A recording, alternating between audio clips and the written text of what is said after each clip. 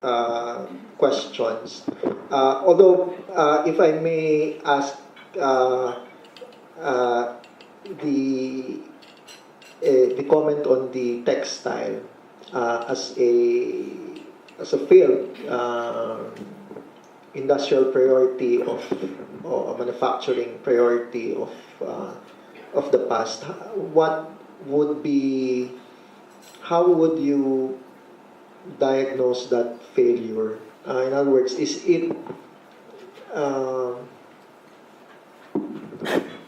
is it something that where subsequent policies have been moot? In other words, they did not impact at all in that failure. In other words, whether policy shifts from the time you mentioned the support to the time that, for example, they opened up and withdrew um, uh, some support on the part of government, whether that had a contribution or it was already a failure precisely because of an error in during the time that it was being promoted by government. So, as part of that industry, what we'd like to hear the particular experience. There was no error in policy. The policy was clear: import substitution. In other words, let's manufacture what we import. This is a clear policy, but I'll tell you where the deficiencies lay. Number one, we had we were not able to enforce our anti-smuggling priorities. I mean, you cannot, for instance, allow the importation of products manufactured in a lower labor cost country or a free, at that time, labor cost country like China into the Philippines and expect your textile industry here to be able to produce competitive products. Cannot. Okay, that's one. That's a failure to monitor our customs bureaucracy to pursue the smugglers. The other, I wouldn't say lapse or fault, but it was mentioned earlier that at that time, the peso actually devalued from about the time period I'm talking about is up to 60s up to the 80s. Okay, let me frame it using the timetable. From about 360 at the time, 3 pesos and 60 centavos would buy $1. 3 Deutschmark would buy 3.60 Deutschmark $1, and 360 yen, more or less, for $1. And when we reached the 80s, we were confronted with huge devaluation of the peso. And so, in fact, when you encourage the textile industry to integrate, this is a capital-intensive industry, you know. So you import the equipment, you pay in dollars.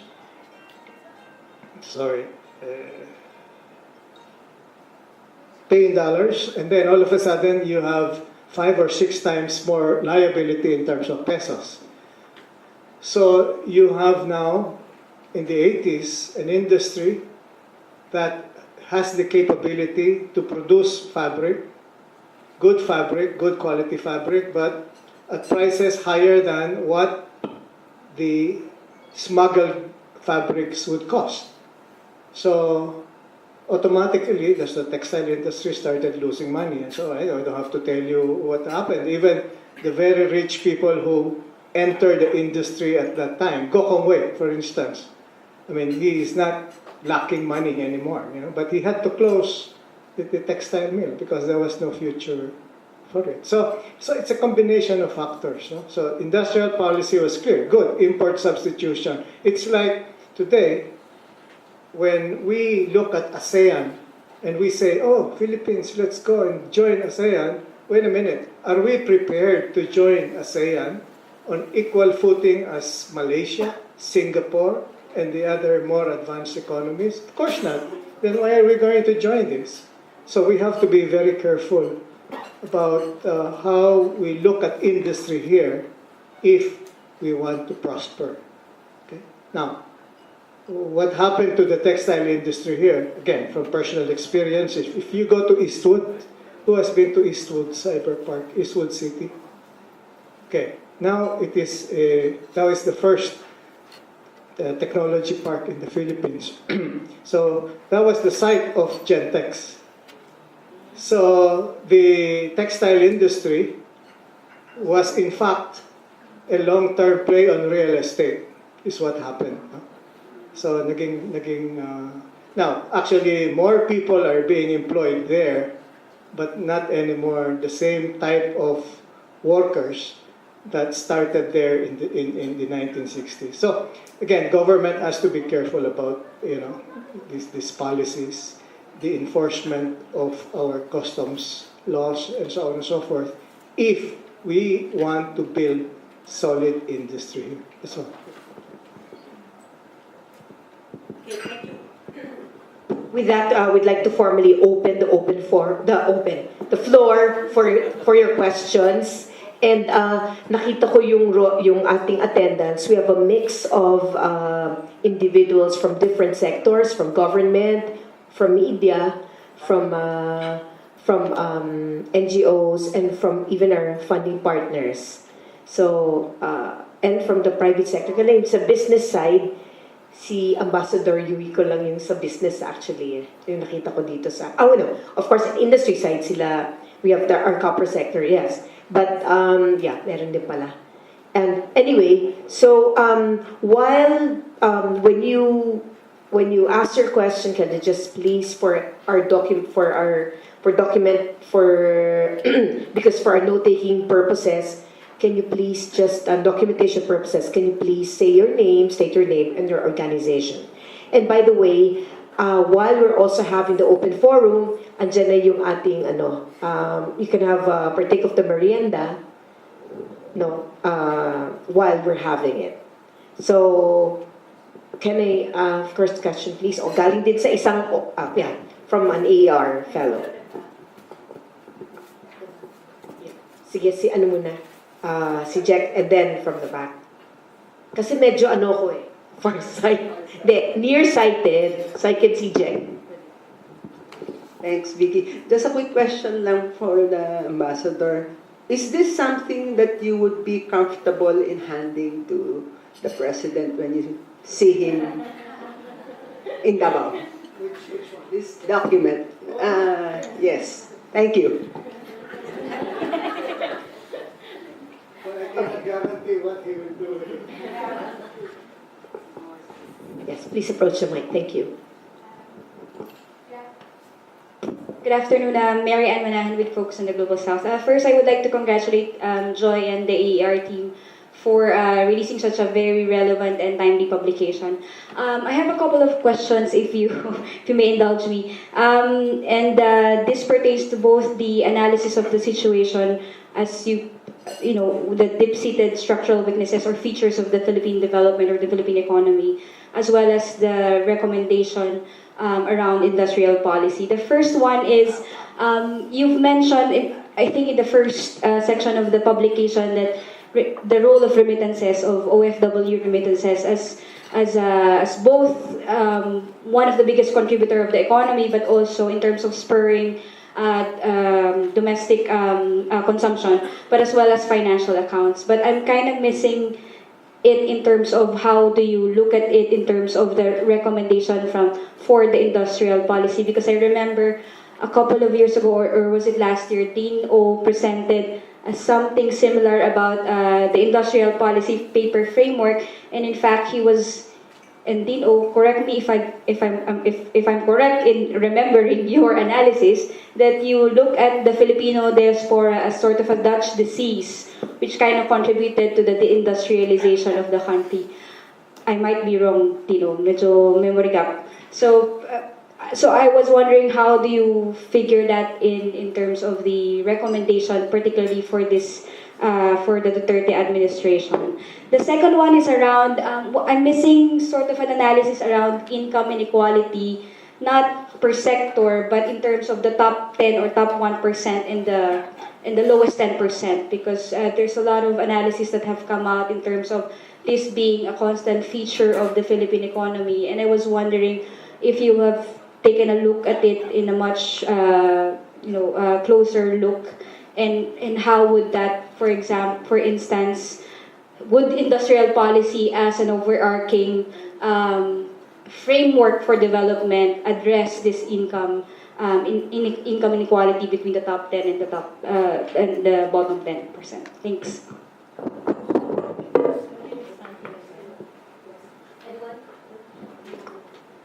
Any of the co-authors? Or do we Yes. get more questions first?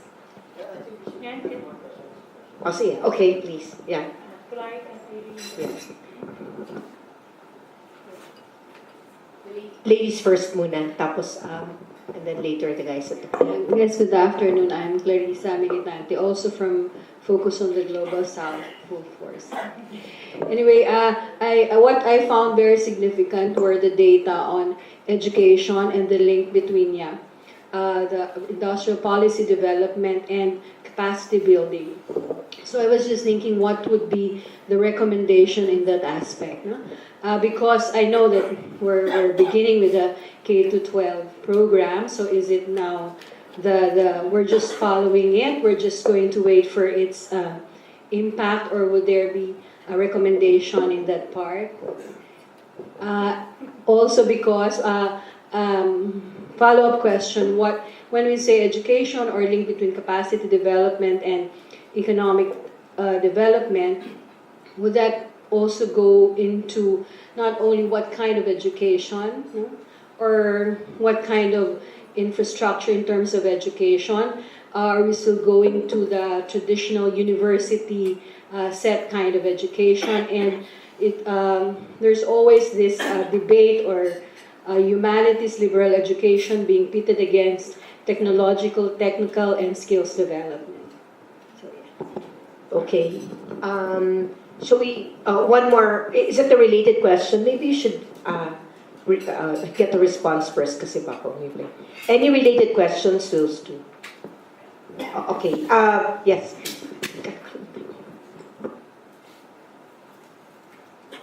Good afternoon, Manuel Aquino from the Congressional Policy and Budget Research Department.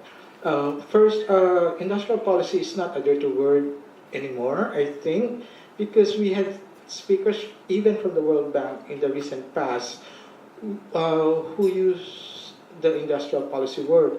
But it has not gotten to a point where they would agree to the definition of picking winners and losers, but more closer to your new industrial policy, wherein you foster the environment, and that will lead to the germination of certain industries. And you also have the USUWI product mapping space wherein you could find out.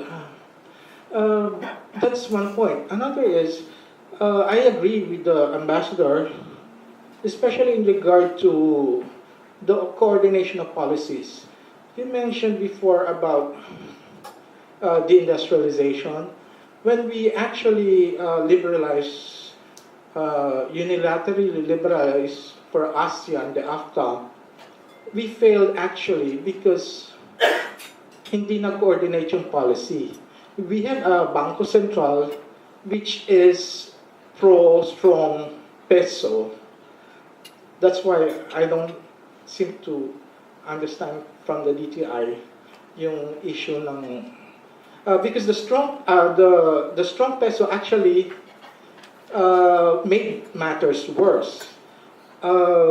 A competitive exchange rate should have been the protection afforded to agriculture during that time.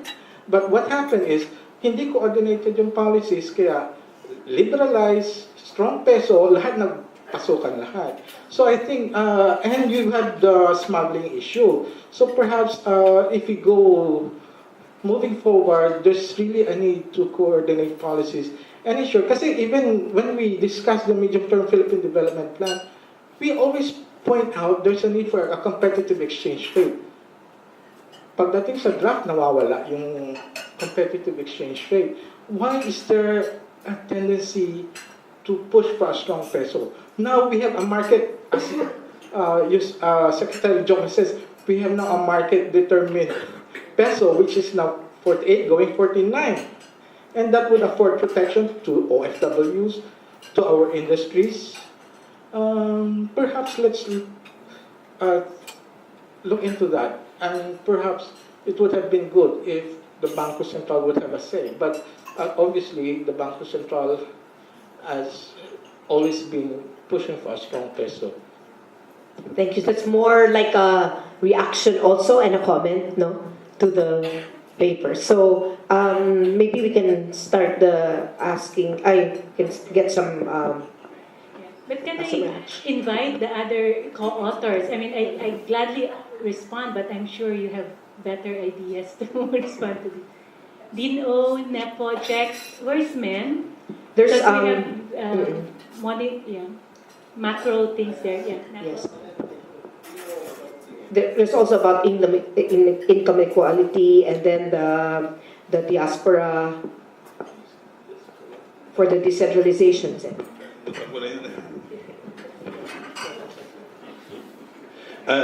Okay, thank you. The good ambassador mentioned that in the case of the textile industry, one of the killers was smuggling. But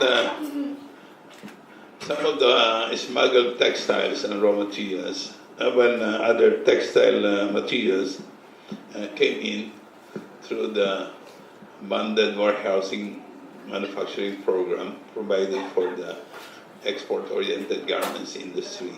And that's why you see there's a problem of coherence really. He said failure of the textile industry as in my example of problem with the import substitution.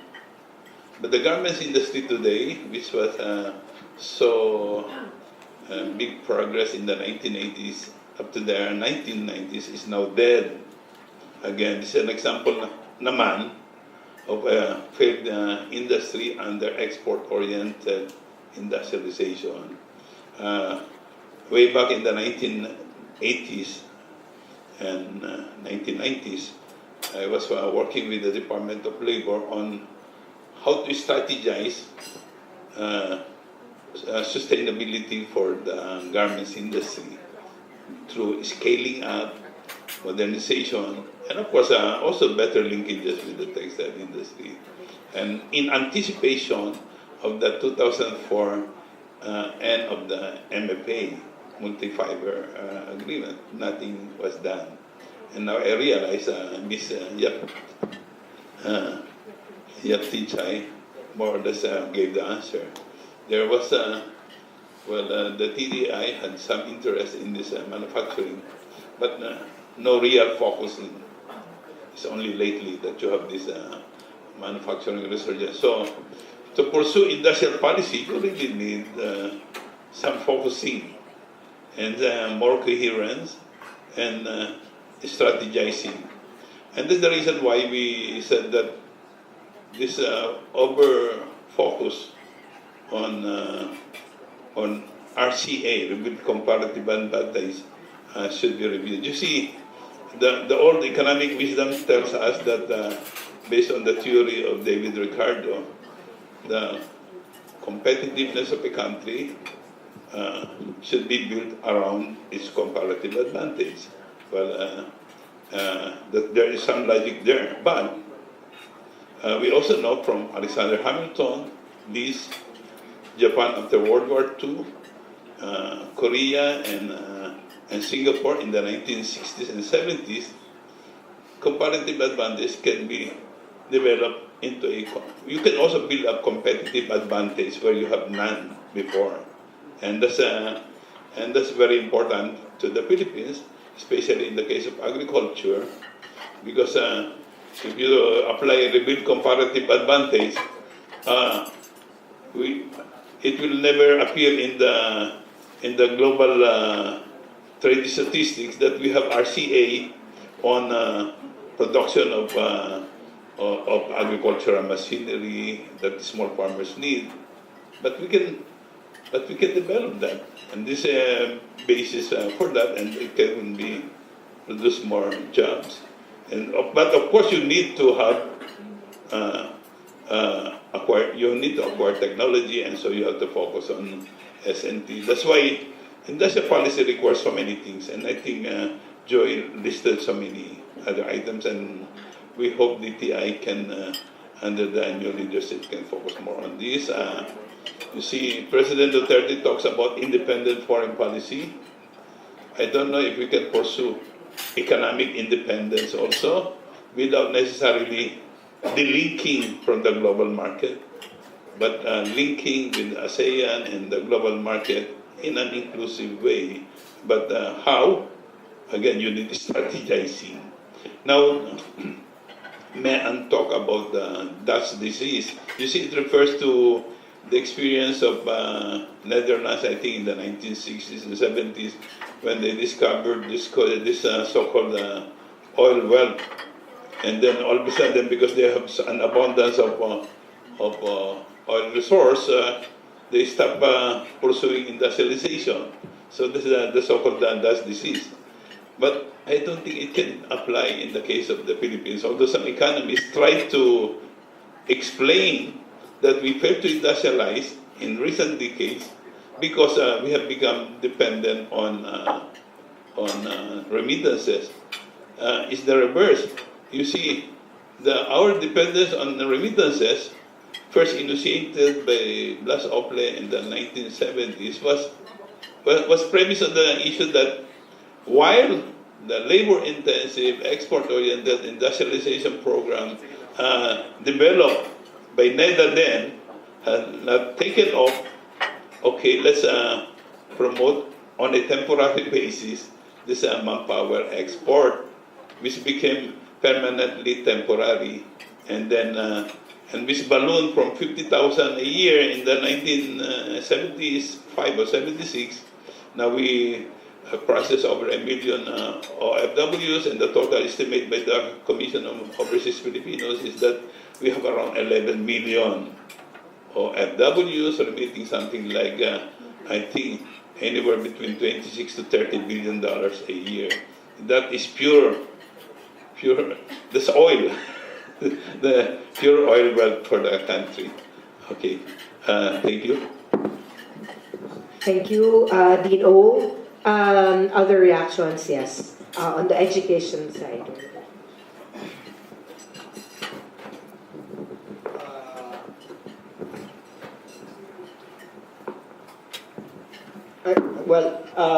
On the education side, we will have an education summit on November 3 and 4, and I think a lot of you should be plugged into that because many of this will be discussed in that area. We just had a pre-summit meeting with some of the organizations and a lot of stakeholders, and really one question is, what is the trajectory of a Filipino child going through our entire education system, going through the K to 12, and then those who will go to higher education, and then what next after that, and those who will go to tech voc, what would happen to them within that stream, and then what would happen also to those who will fall out of that formal education system. And as mentioned by Joy, there is a strong correlation between the capability in the economy of educational attainment. In other words, what was shown, for example, was the strong correlation between the level of education and the nature of the occupation and the salary associated with that. I'd like to show some slides anticipating Clark. When I came here, I felt that Clark would be asking something about education and industrial policy. Not that one. Not that one. And true enough, I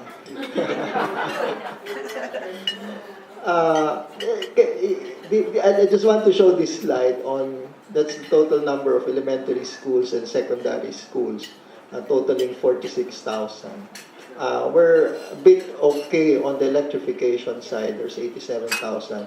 You look at the connectivity of our schools, that's just 26%. And if we're talking about the information age, that's what we have, and that's related to the telecommunications industry. That's not just a problem of DepEd providing the computer packages. In fact, we have we have a problem about using up our 2015 continuing appropriation of computer packages even. But the connectivity is an infrastructure problem. It's okay, please. Okay, 26% of internet connectivity. This is Engineer Pierre. Engineer Pierre Kitagalia, democracy.net.ph. We're into ICT and civil rights. Okay, 26%, right? That's already bad. Okay, 2/3 of that is wireless. 1/3 of that is wired. Okay, 1/3 of that 26 is yung dekable na smart, whatever. Okay, dun sa duopoly natin. The 2/3, you split that into two kinds na naman yan. There's what you call fixed wireless, yung that big thing, and then yung dongle. Okay? Yung dongle is up to 2 Mbps, right? But actually, that's 12 to 48 kbps lang. Flat yun. Diba? That's the minimum speed. Yung fixed wireless, o sige, up to 2 Mbps kunwari. Pero actually, is minimum 256 kbps. Yung wired, o sige, 10 Mbps kunwari. Pero actually, minimum 256 kbps. That's NTC Memorandum Order 0708-2015. And so, that's our 26% connected with the additional data from Pierre. Next slide, please. That's his data. There's a lot of anticipation to that today. Next slide, please. And I'd like to look at Ambition 2040. Our ambition, in 2040, 80% of the Filipinos would really just want to have a simple and comfortable life. Only 16.9% would want an affluent life, and only 3.9% would want the life of the rich. Yung sabi ni Ambassador kanina ni si Secretary Dominguez, so hunting, etc. Kunti lang yun. Marami ay just a simple and comfortable life. What is a simple and comfortable life based on this survey of mataas naman ang 73% would want to have all their children college educated. At least higher than 62% wanting to own a car. If you don't have an industrial policy to the future, you will really want to have all citizens wanting to have that car. And I don't think that's if you let the market decide and the aspirations, that's the aspiration of every Filipino. 62% would want to own one car of the families. Next slide, please. What's the desired occupation? May lumabas dito na farm. Pero tingin ko dahil nilagay lang yan ng NEDA na farm, your own family-operated farm or business. But it might really be business instead of farm. 47%. 22% self-employed, etc. Because if you look at the next slide please. Ayan, because we all want to live in the urban areas. 90% wants to live in the... tanong mo sa NEDA, hindi naman ako NEDA. I'm just looking at the results of their data. Next. And look, wala na tayong farmer in 2040.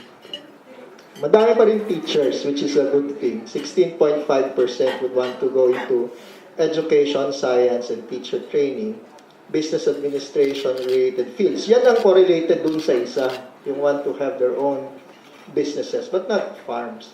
IT related, yan mataas, 10.5. A good thing, a very good thing is that 10% would still want to pursue law and jurisprudence up to 2040. Engineering, 10%. Nasaan si here? 6.9 medical, trade, craft, and industrial, 6.7, 4.8%. From an industrial policy perspective, if you allow that, or would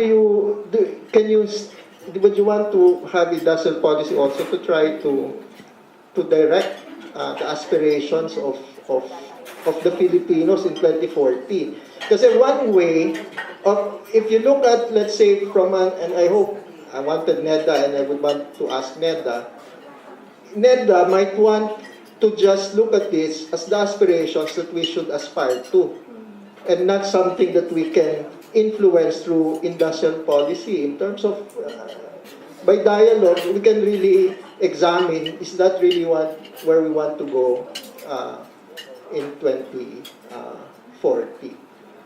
Meron pa ba? Wala na.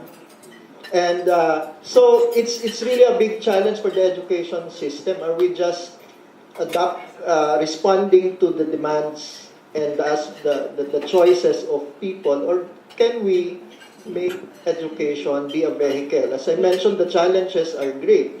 For example, if you want to respond to the challenges of climate change, one way is to respond really to the demands of the global economy. That's one track for K-12, for example. So there's globally recognized qualification systems,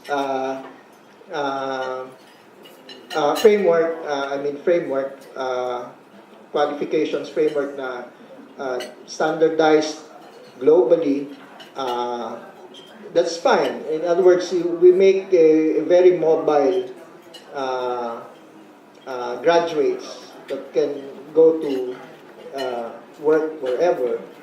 But at the same time, we have challenges in the country of addressing, for example, the challenges of climate change. Are we able to produce graduates that can help the Philippines be capacitated to meet the challenges of, let's say, climate change? That's one. Meet the challenges of being able to make agriculture more productive rather than... I think they should really... I think NEDA should really review that. What is the impact of promoting a development that will totally obliterate agriculture by 2040 if we are to follow that direction? And everyone would want to buy what's that? I'd like to show the egg. Sorry, we also want to find pathways to go. And this was something that was started by the previous administration, but we would like to take one level higher. It's not really associated with K-12. We have a partnership with Microsoft called the Egg. Can you go to the next slide? It's not my egg. It's the Egg. What is it? It's a self-contained classroom that's being developed with fully functioning out-of-the-box, etc. Next slide. Go ahead. What's in the Egg? Essentially, it's a... Next slide. Essentially, it's a container... what do you call that? cargo container. Yeah, whatever it is, it's the the one that's piled up in the Manila Container Terminal, because we only have goods to import, but nothing to export. So they all get piled up there because there's nothing to put in the container going out of the country. So they get parked in the Manila Container Terminal. And it has its own solar panels. Inside is there's a cooling system which also evaporates water, and it is equipped with the power system can power up the computers there. I think it can that houses 50. Next slide. It's there in the, and people don't realize what this thing is, even within that end. It just pass through this. Yes, that's it. But you can really place this, put this anywhere without power, but it has a capacity also for connectivity, not using the infrastructure of the current telecoms, because you can break it. You can break up telecoms through competition, but still, I don't think it will mean immediately the service of these far areas. It will be better service for us in Manila, but not necessarily getting the infrastructure in Samar. You need some government role, whether in what way, whatever way that you would put that. And one way is to really, not just about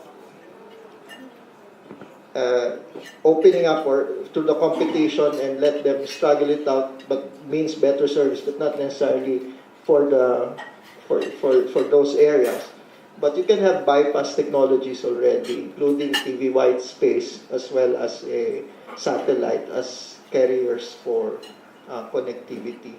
But this just allows access to the same K to 12 graduates. In other words, you just allow for a new way of expanding access to basic education.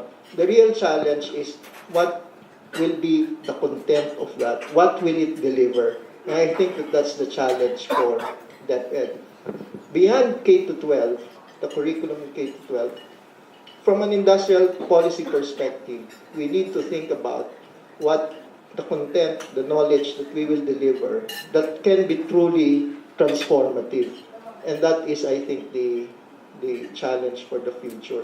And that content cannot be just about, of course, that's there for employability in a global economy, but we have to think about also a kind of content that will help us resolve many of our problems, which, as I mentioned, are technological in nature, because we are now forced to do things differently by climate change is one.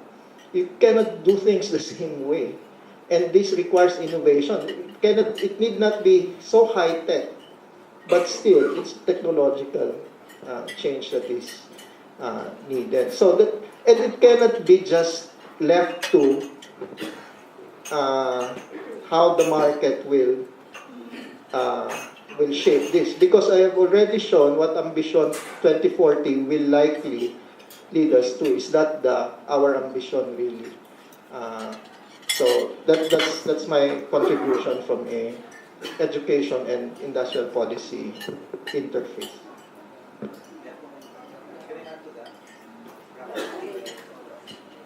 So thank you, Nepo, but we'll have another supplement, another reactor will supplement. Actually, ma'am, I'm going to talk about my problems in my sector. We've been talking about industrial policy, and we've touched into education. All right.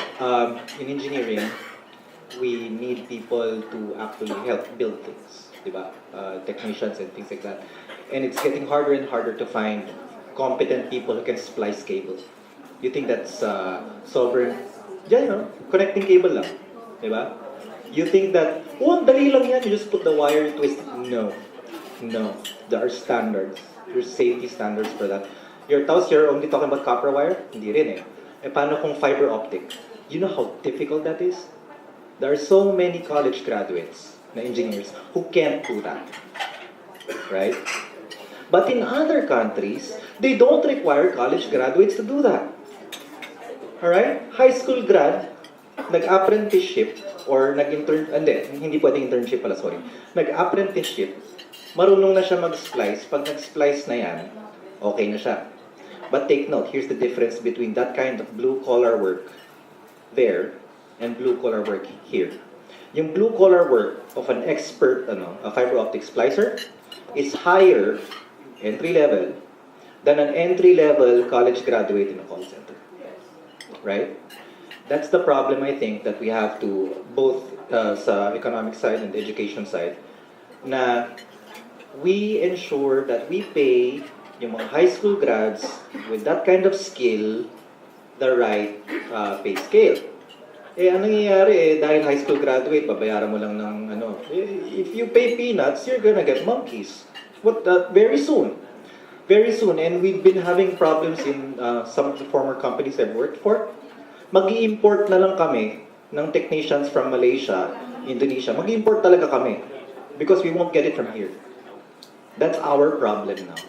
And it's a practical problem and it's only going to get worse unless we're going to actually fix it. Yes, June, I'm sure that's related to you, to education and the copper. Oh, sige, okay. I was just telling Nepo, that's exactly our problem in Pasar. No? We have about 325 engineers, college graduates with engineering degrees, who are doing nothing except operate machineries. It's sayang eh. I mean, you take away the jobs from the people who should really doing it. Nasasayang yung and the resources of the parents, nasasayang din. Diba? We have to really rationalize our educational system and promote, kanya-kanya naman tayo ng trabaho eh. We have to realize that and that's not being promoted. Sa amin, when we started, we used to have a lot of foreman. Ngayon, nawala yung foreman. Kasi, naging engineers na. So, kailangan pag engineer, kailangan assistant manager. Pero wala namang ginagawa. Kawawa yung manggagawa eh. Diba?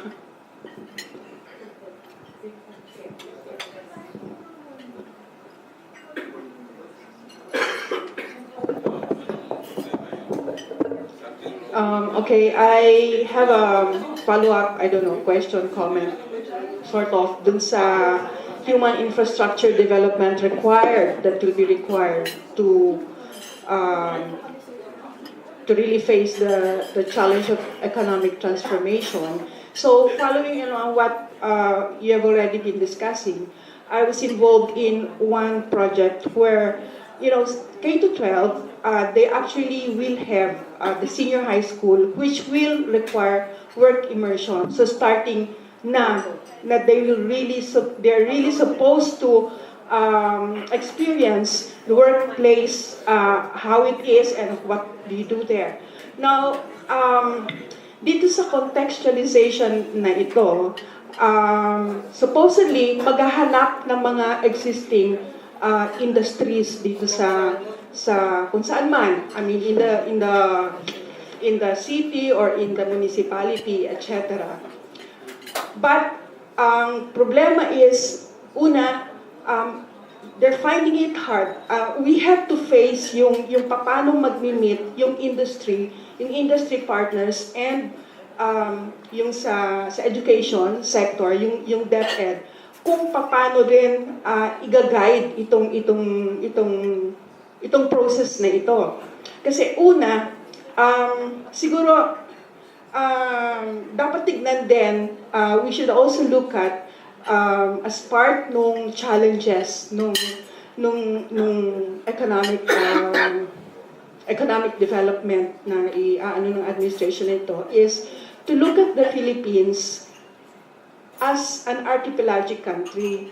So, dahil doon, ano yung mga specific na mga issues niya at ano yung specific context niya na unique sa isang archipelago na maraming mga pulo-pulo, mga island-island. So, dun sa contextualization na yun, ano yung lumalabas? Pag naghanap ka ng industry, it's either extractive industry or bagsaka, tourism. Sa tourism industry ang napopromote. Pero yung kahit na dito pa lang mismo, yung pag-push mo ng, if tourism, maybe you can link this up with green agriculture, things like that. Pero ang problema mo, yung sinasabi ko na work immersion, even ng mga high school natin, tanungin mo kung ano ang policy guideline ng DOLE. So sa policy coherence, may problema din tayo. Kasi sasabihin ng DOLE na ang agriculture at aquaculture na supposedly pinupush sana natin para ma-develop ay hazardous industries. Nag-policy guideline siya na ganyan. At therefore, kung hazardous industry siya, paano mong hihikayatin at paano mong aalaw ang ating mga, mga high school na kabataan, considered minors pa at youth, na mag-work immersion dito sa mga na to. The more na hindi mo makukuha interest nila na ma-develop ito. So, going to the larger frame na kung archipelago yung bansa mo, yung sa transportation binanggit nyo, yung infrastructure. Ang laging tinitignan lang natin, mga roads and bridges. Pero when we go around, tingnan mo sa mga pulo-pulo, problema talaga nila yung public transport system across the seas. Dahil pagkamahal-mahal, and mas mataas talaga yung cost of development, cost of putting up things in islands, in small islands. O, alam niya ni Jack kasi Sikihor, And therefore, taking that into consideration, pagka ikaw ay, di pa paano, anong industries i-develop natin dito sa pulong ito, which will cost much higher than any other place. Halimbawa, kung Mainland, kung Luzon yan, kung Central Mindanao yan, iba yung konteksto niya.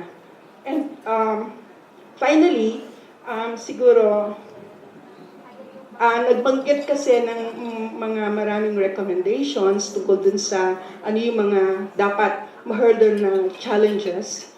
But a lot of them ay parang napaka-strategic ng outlook and time frame nitong mga ito. So, siguro yung tanong ko dun sa authors is, ano yung in transition? Ano yung pinaka-urgent, pinaka-priority natin? Sabay-sabay natin haharapin ito, parang malulula tayo. Pero which ones would be key that could possibly, pag inatupag mo ito, in the interim, ngayon pa lang na naglalatag, ay ito yung game changers. Alin doon, were you able to, identify those? Thank you. Si Raquel nga pala ako. Raquel Castillo from SPEL.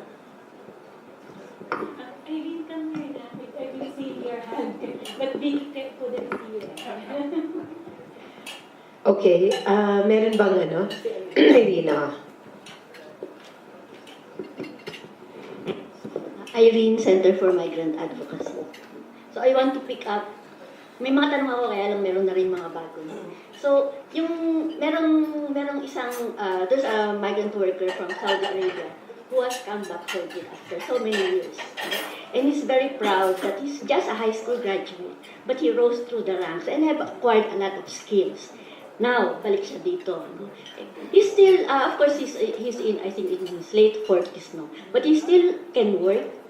Pero dito, he's asked for his college degree, and he doesn't have that, But I do know that in, Polytechnic, in Latin Picat, they do have certification programs where experience can be translated into certifications, no? But I don't know. It seems it's not so known. People don't know about it. So I think perhaps I don't know, it's DepEd or what, who should inform our workers. No? Kasi I bring that up in relation to this current problem of stranded OFWs and who are now forced to return, even if they don't want to return. No? So my question for the authors is that what you are proposing, do you have, if the president lends his ear and do entertain your proposals, do you have you reached that stage where you have time frames, etc., so that you can already consider itong mga ganito, like we have this 11,000 stranded who will be coming, no? And most of them would be low to middle skilled siguro, and some, of course, also we have these engineers who are coming back. But like how to input that into the equation. Of course, we haven't heard the president come out with any pronouncement about what he wants to do. He only talks about this one-stop shop and OFW department that we also have a lot of questions about. But we have been asking about when will there be some kind of exit plan? And in that, can the industrial policy take that into account para naroon siya, yung OFWs natin who may be forced to come back will be in the equation kasi they always don't figure in the equation. So paano ma-absorb yung mga who have these capacities also. And then yung kay Raquel about the archipelagic, I also relate that to our migrant sector, in particular the seafaring sector and the fishers, no? Siguro you can also look at the shipbuilding potential of our country.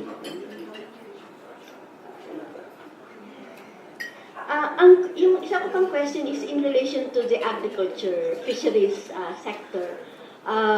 Because you mentioned that it feeds into the industrial policy, but I'm also looking at yung sabi nga ni Nepo in the ambition, it doesn't figure anymore. So what about the food security as well? Okay, so before we're going further, pero I'd like to go back to this question about income and the income inequality so maybe a related question before Joy answers. Bago mo sagutin, Joy. Ako po si Joyce. Yung tanong ko dahil ako'y taga-R1. Pero taga-EEI din po ako. Susigunduhan ko lang yung tanong ni Mean tungkol dun sa income. Kasi for the past, simula ng GMA time, di ba? Yung malaki yung leap nung investment sa agriculture and fisheries more or less. Pero yun nga, hindi nag-improve. Lalo na yung income ng farmers. So anong masasabi nyo doon? And then how will it figure dun sa recommendations natin? Yung second na-encounter namin recently, kasi may debate ngayon, well, palagi namang may debate sa cabinet pagdating dun sa tanong ni Doray, ni Irene about food security. Kasi yung economic team will always go for the liberalization, yun nga. Even in rice, ganun yung position.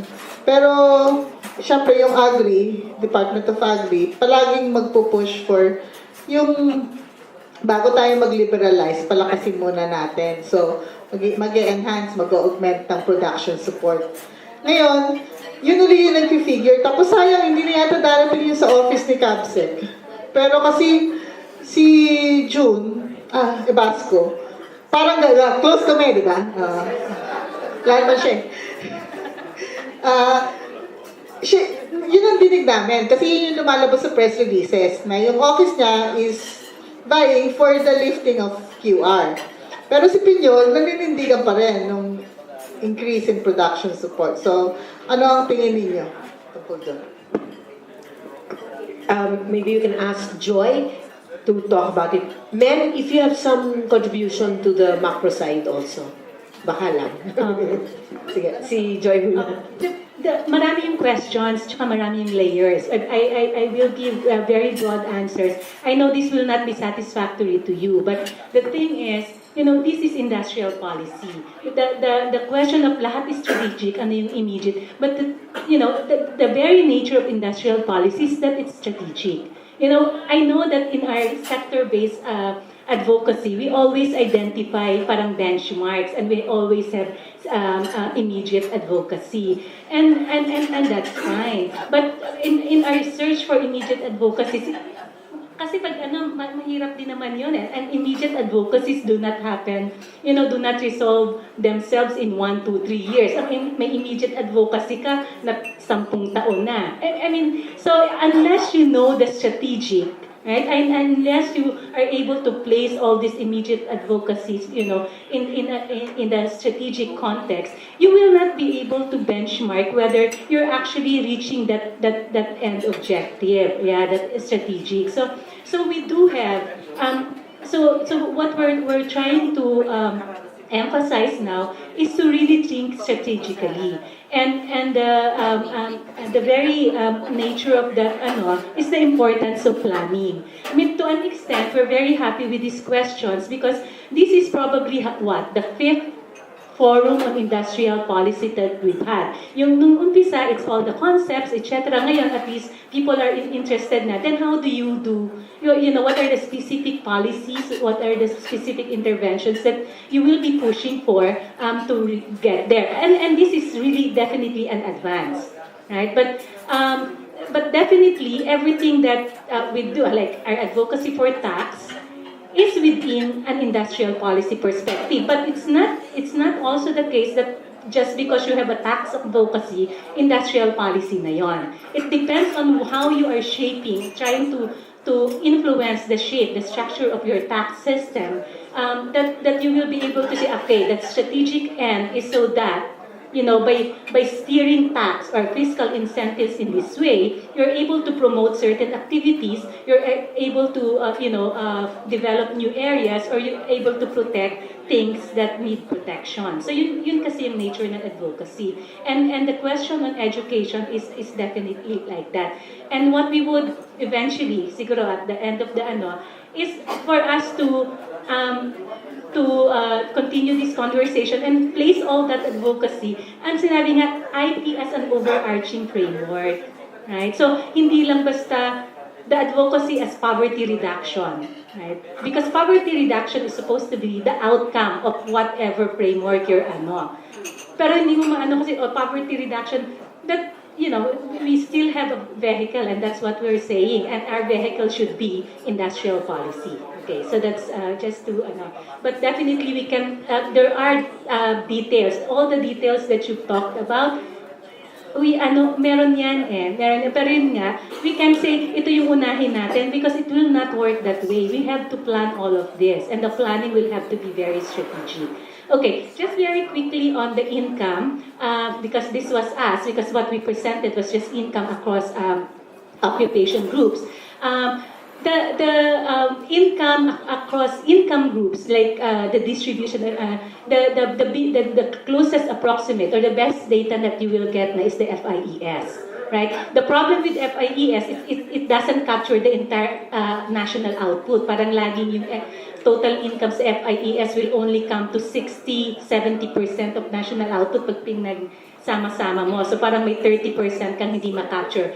Nevertheless, with the latest data that we have, kung naiiyak kayo dun sa 3 super regions capturing 2/3 of the income, the national output, where they only capture 30% of, a little bit more of the population. Sa FIES, what they're showing is the richest 10% versus the poorest 10%.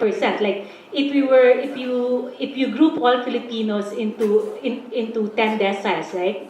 And according to income, the richest 10% capture an income, a proportion of income that is 10 times more than what the poorest 10% captures. The poorest 10% gets a share of 2.9%. The richest 10% has 30.3%. And if you get the second decile, so you get the richest 20%, what you get is 50% of total, it's 49.6 something, right? So 50% of total income captured by the top 20, right? So ibig sabihin, the poorer, 80%, talagang poorer because they only share 50% of the income. And where do you think are you in that decile? First, second, first is the poorest or the 9th, 10th decile. Hula lang. Tingin nyo, nasan kayo? Anong decile kayo? I'm sure wala kayo sa first or second, but are you in the 9th and 10th? Yeah? I tell you, you are. You are. If you look at the median income and mean income sa magkano sinusweldo nyo sa isang taon? Do you earn more than 150,000 a year? Okay, then you are definitely rich. Right? And do you feel rich? I mean, definitely the richest 20%. Right? So,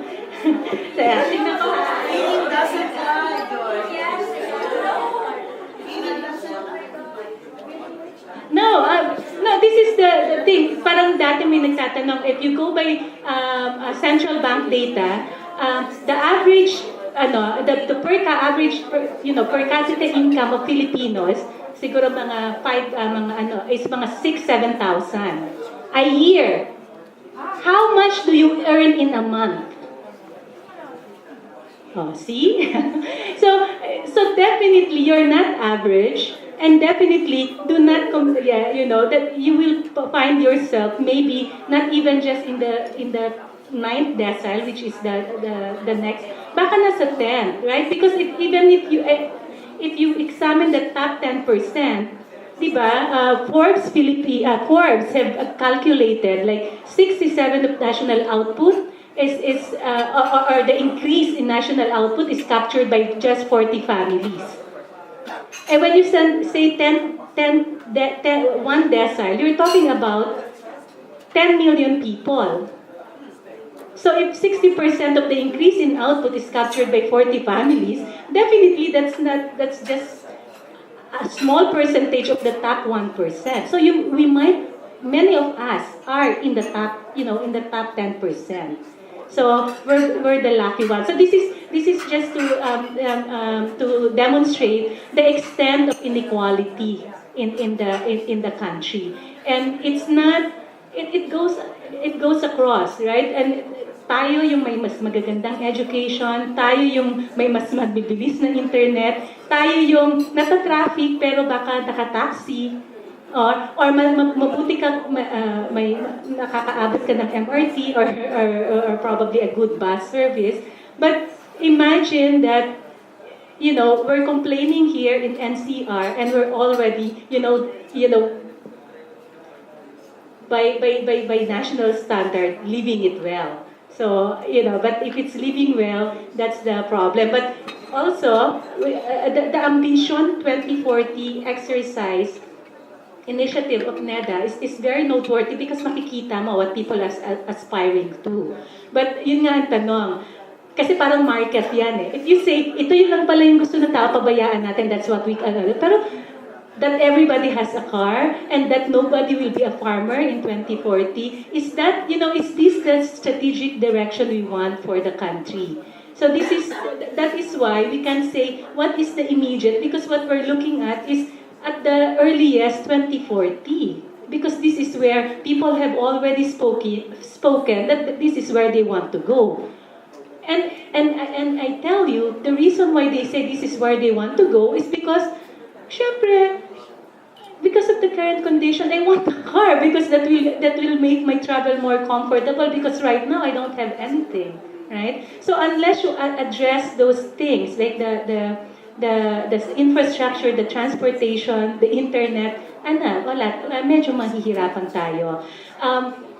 We take note of the archipelagic nature, but again, we look at this kasi we can think of many constraints, but we look at this as really just planning and infrastructure issues. Because once we target that, kasi ganun naman yung planning what are the constraints, right? What are the limitations? You put everything there. Hindi mo pwedeng sabihin, hindi yan pwede dahil ganito ang nature natin. No. Kasi ganito yung nature natin, this is how we should do it. Right? I mean, I think it's always a reversal of how we think. Because when we think strategically, what we're able to see,